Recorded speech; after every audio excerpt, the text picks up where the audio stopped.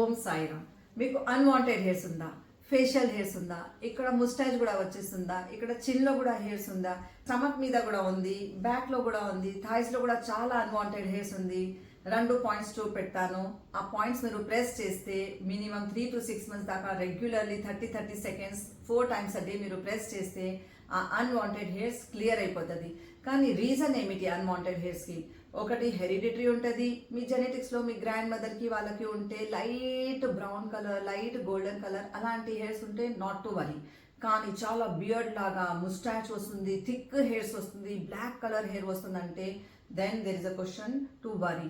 మీకు PCOD, PCOS ఉంది, fibroid ఉంది, మీకు ఏదైనా యూట్రస్లో ప్రాబ్లం ఉందంటే మీకు కంపల్సరీ ఆ అన్వాంటెడ్ హెయిర్స్ వస్తుంది. మీరు too much of junk food, fast food తింటే కూడా మీకు అన్వాంటెడ్ హెయిర్స్ వస్తుంది. ఇంకా specially more of sugar items మీరు ఇంటేక్ చేస్తే దాంతో ఫుల్ మీకు ఫేషియల్ హెయిర్స్ వచ్చేస్తుంది. సో దీనికి 2 main పాయింట్స్ ఉంది. ఈ చేయి ఇలా మీరు ఇలా చేసి 3 points, first finger, second finger and third finger మీకు ఎక్కడ పోతుంది? అక్కడ P6 ఈ సెంటర్ ఫింగర్, రింగ్ ఫింగర్తో స్ట్రేట్ వచ్చేసేయండి. ఈ పాయింట్ మీద మీరు 30 seconds పొద్దున, మధ్యాహ్నం, సాయంత్రం, రాత్రి 4 times దీనికి 30 seconds ప్రెస్ చేయండి. 2 చేతుకి ప్రెస్ చేయండి.